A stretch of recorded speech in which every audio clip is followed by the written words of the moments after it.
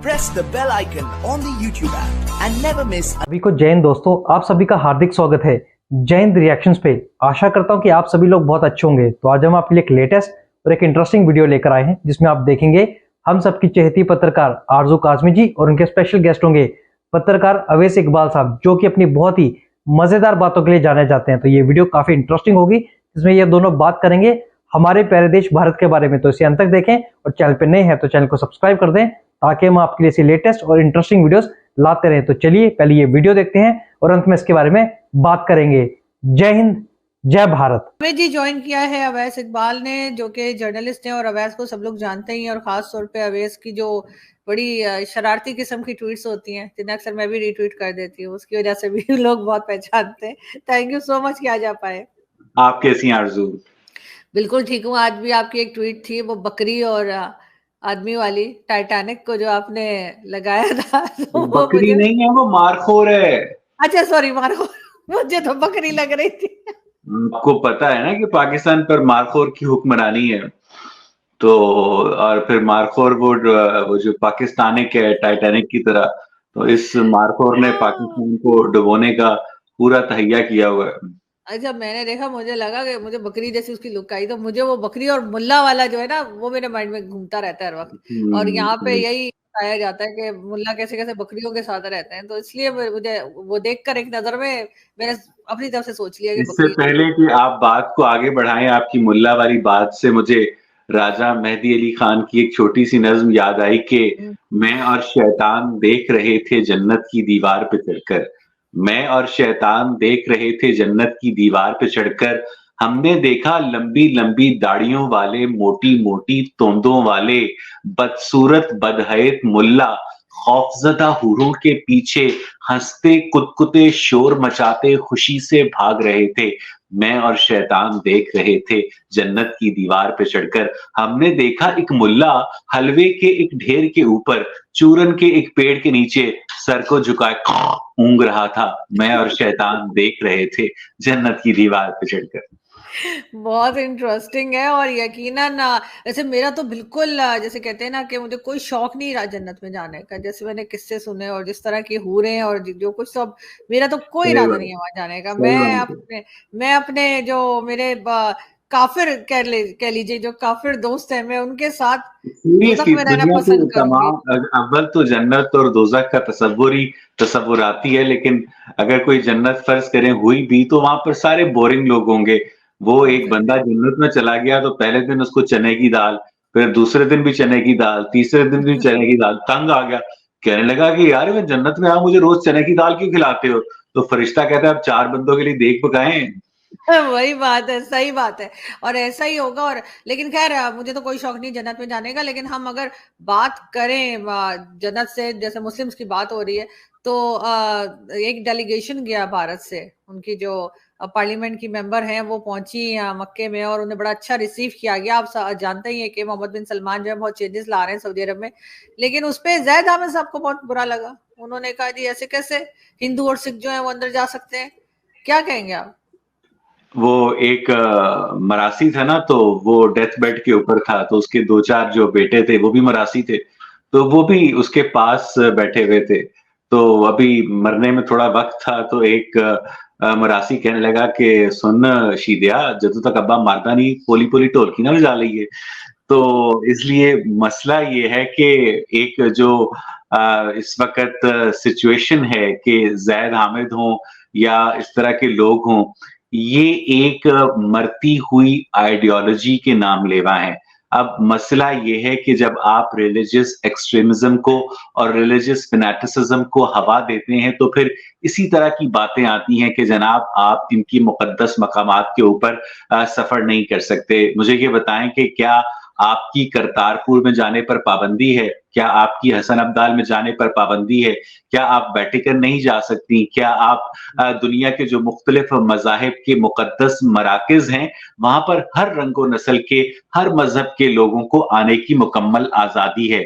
तो ये जो आलम इस्लाम के अंदर उलमा का रवैया है कि जनाब हमारे मुकद्दस शहरों में गैर मुस्लिम नहीं जा सकते, और अगर स्मृति ईरानी वहां पर गई हैं डेलीगेशन के हमरा, तो ये गलत बात है। तो मुझे लगता है कि ये इन उलमा की तंग नजरी है, और शहजादा मोहम्मद बिन सलमान जो है, मैं आज आपको दावे के साथ कह सकता हूं कि ये मुस्तकबिल के खादिमुल हरमैनुल शरीफैन भी हैं, जमाल खशोगी के कातिल भी हैं, और उसके अलावा ये एक एथीस्ट भी हैं। ठीक है, तो इस वक्त ये इनके रिलीजन के अंदर जिस तरह से अहादीस की कुताबुरीद कर रहे हैं, कताबुरीद कर रहे हैं, उनको छांटी कर रहे हैं, तो उससे लगता ये है कि इससे आलम इस्लाम की जो रिवायती सोच है उसको एक बहुत बड़ा मसला है, और जैद हामिद जो है उसी एक रिवायती सोच की अक्कासी करते हैं। आरजू, मगर ये ज़रूर है कि बहुत से लोग ये भी चाहते हैं, जो मुस्लिम्स की बात कर रही हूँ, वो ये भी चाहते हैं कि कुछ रिफॉर्म्स होनी चाहिए इस्लाम में। ऐसा नहीं है कि हर चीज़ को हम आंखें बंद करके और बस फॉलो करते चले जाएं।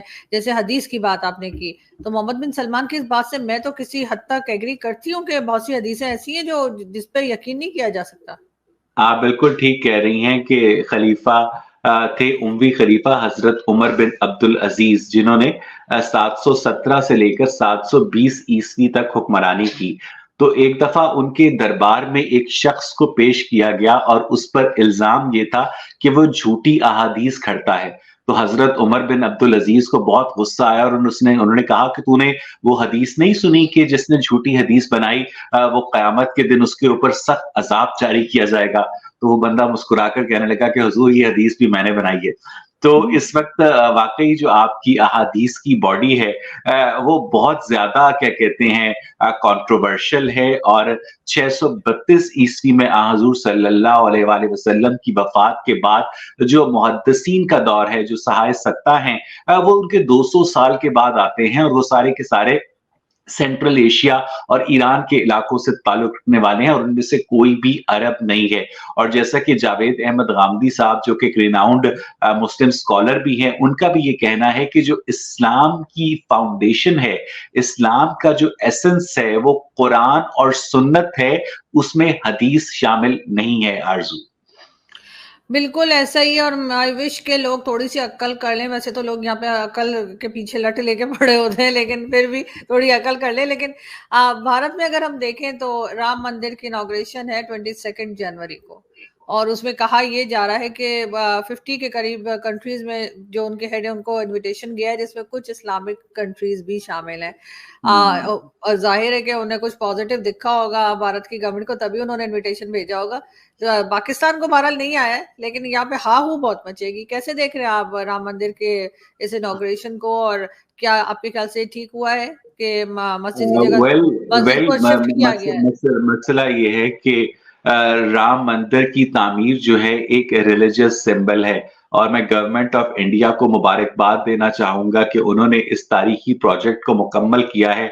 और राम मंदिर के ऊपर जो क्रिटिसिज्म है वो ज्यादा से ज्यादा इस बात के ऊपर है कि किस तरह से वहां पर जो मुसलमानों की मुकद्दस इबादत गाह थी उसका पहला हक है। तो मुझे ये समझ नहीं आती है कि एक आम मुसलमान क्या तारीख से नाबलद है, वो ये नहीं पढ़ सकता कि इस खित्ते में हजारों सालों से जो हिंदू कौम है वो वहां पर बसती है। तो लाजमी तौर पर, लामहला तौर पर इस बात का इम्कान, बल्कि इस बात को सर्टेनिटी के साथ किया जा सकता है, जिस तरह से इंडियन आर्कियोलॉजिस्ट ने अनकेप भी किया है कि वहां पर भारत का हक ज्यादा है, बल्कि हिंदुओं का हक ज्यादा है कि वो वहां पर राम मंदिर तामीर करें। और इस मामले में जो मुसलमान उलमा की जानिब से हाव हू मचाई जा रही है वो बिल्कुल गलत मचाई जा रही है। और मैं आज आपको ना एक सादा सा रूल बताता हूं। पाकिस्तान की पॉलिटिक्स में जमाते इस्लामी जो कहेगी ना उसका खिलाफ वो ठीक होगा, और इसके अलावा जो सोशल मामलात हैं उसमें जो मजहबी उलमा जो कहेंगे ना उसके खिलाफ जो होगा वो बिल्कुल ठीक होगा। ये वही मजहबी उलमा है, जब प्रिंटिंग प्रेस इजाद हुआ था तो उन्होंने उसके ऊपर कुरान मजीद की पब्लिकेशन की मुखालफत की थी। ये वही उलमा है जिन्होंने ट्रेन के ऊपर सफर को हराम करार दिया था कि लोहे के ऊपर लोहा दौड़ता है। ये वही उलमा है जिन्होंने लाउड स्पीकर के इस्तेमाल को हराम करार दिया था, क्योंकि वो मुश्ताक अहमद यूसुफी कहा करते हैं कि पहले मौलवी कहता था कि लाउड स्पीकर में शैतान बोलता है तो हम नहीं मानते थे। आज जब हम ये कहते हैं कि लाउड स्पीकर में शैतान बोलता है तो मौलवी नहीं मानता। और उसके बाद मौलवी कहता था कि तस्वीर खिंचवाना हराम है, टेलीविजन हराम है, रेडियो हराम है, और आज हर मौलवी का यूट्यूब चैनल है। बिल्कुल ऐसा ही है, ना सिर्फ यूट्यूब चैनल है बल्कि मुझे तो एक आध मौलवी जो है वो भेजते भी रहते हैं कि जी सब्सक्राइब कर लीजिए। मैं तो कहा भी मौलाना साहब ये आराम है, आप मुझे किस लिए भेज रहे हैं? नहीं, मगर खैर आप उसको एक कॉमेडी चैनल के तौर पर सब्सक्राइब करें। दोस्तों आशा करता हूं कि वीडियो को आपने अंत तक देखा होगा और आरजू काज़मी जी और अवैस इकबाल साहब का ये पूरा डिस्कशन आपको काफी पसंद आया होगा और इसमें आपको बहुत कुछ जानने को मिला होगा। तो जैसे कि आपने देखा, इन दोनों ने बात की हमारे प्यारे देश भारत के बारे में, पर सबसे पहले अवैस इकबाल ने आप सबको एक नज़म सुनाई। तो आशा करता हूँ कि वो नज़म आपको काफी पसंद आई होगी। उसके बाद इन्होंने आपको जन्नत की सैर भी करा दी कि जन्नत में मौलवी मौलाना क्या क्या करने वाले हैं और क्या क्या करते होंगे। और लास्ट में इन्होंने बात की हम सबके भव्य और प्रिय राम मंदिर के बारे में। तो मैं यही आशा करता हूं कि आप सब लोग पूरी तरह से तैयार होंगे 22 तारीख को दिवाली मनाने के लिए। और लास्ट में मैं एक ही बात कहूंगा कि हम जानते हैं कि जैसे भारत की जो केंद्रीय मंत्री है स्मृति ईरानी, जब वो मदीना पहुंची उसके बाद से कई सारे पाकिस्तानियों की जो है नींद उड़ी हुई है। वैसे अच्छी बात है, उनको जितना हा हुल्ला करना है उनको करने देना चाहिए। हमें इस बात को लेके काफी ज्यादा मजा आ रहा है। तो आशा करता हूँ वीडियो आपको काफी पसंद आई होगी। अगर ये वीडियो आपको अच्छी लगी है तो इसे लाइक और शेयर जरूर कर दें और चैनल पर नए हैं तो चैनल को सब्सक्राइब कर दें ताकि हम आपके लिए लेटेस्ट और इंटरेस्टिंग वीडियोस लाते रहें। जय हिंद, जय भारत।